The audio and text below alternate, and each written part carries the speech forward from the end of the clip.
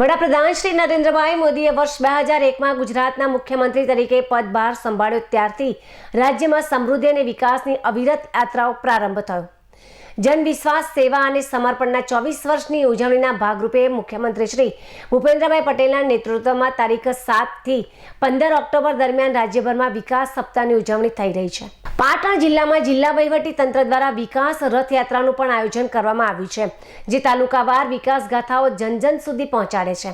પ્રથમ દિવસે તારીખ 7 ઓક્ટોબરે વિકાસ રથ સિદ્ધપુર તાલુકાના દેથડી અને ગાંગડાસણથી પ્રસ્થાન કરીને ખોલવાડા ગામે પહોંચ્યો હતો, જ્યાં ગામ લોકોએ કેબિનેટ મંત્રી શ્રી બળવંતસિંહ રાજપૂતનું ઢોલ શરણાઈના સ્વરો વચ્ચે સાફો પહેરાવી અને તલવાર આપીને હર્ષભેર સ્વાગત કર્યું હતું।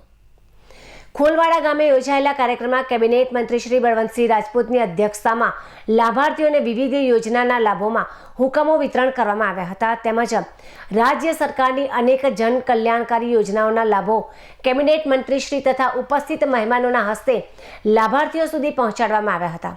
આ પ્રસંગે મંત્રીશ્રીના હસ્તે વનકુટીરનું લોકાર્પણ પણ કરવામાં આવ્યું હતું।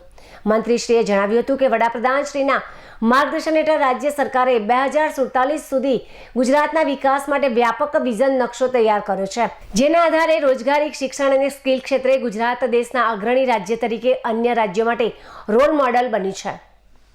આ પ્રસંગે જિલ્લા કલેક્ટર શ્રી તુષાર ભટ્ટ, જિલ્લા વિકાસ અધિકારી શ્રી CL પટેલ તેમજ APMCના ચેરમેન શ્રી વિષ્ણુભાઈ પટેલ, સંગઠનના આગેવાનો શંભુભાઈ તથા ગામ લોકો ઉપસ્થિત રહ્યા હતા।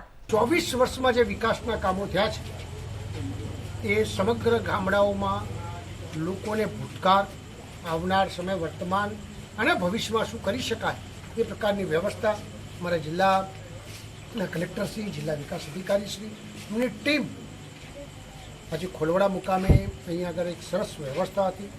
ગામની મોટી સંખ્યામાં લોકો આજે ઉપસ્થિત હતા અને લોકોએ મન બનાવી દીધું છે કે અમે આદરણીય પ્રધાનમંત્રી નરેન્દ્રભાઈ મોદી સાહેબે 24 વર્ષ સુધી જે કામ કર્યું છે વગર રજાએ, અમે એમના તમામ સંકલ્પ સાથે છીએ। પર્યાવરણ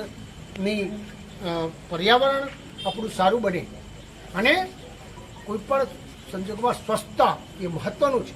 એક પેડ માં કે નામ એવા અનેક જે સંકલ્પો છે એ સંકલ્પો લઈને ભારત એ એક રાષ્ટ્રીય ભાવના લોકોમાં પેદા થાય એ પ્રમાણેના સંકલ્પ સાથે લોકો આજે ચાલવા માટેની શપથ લીધા છે।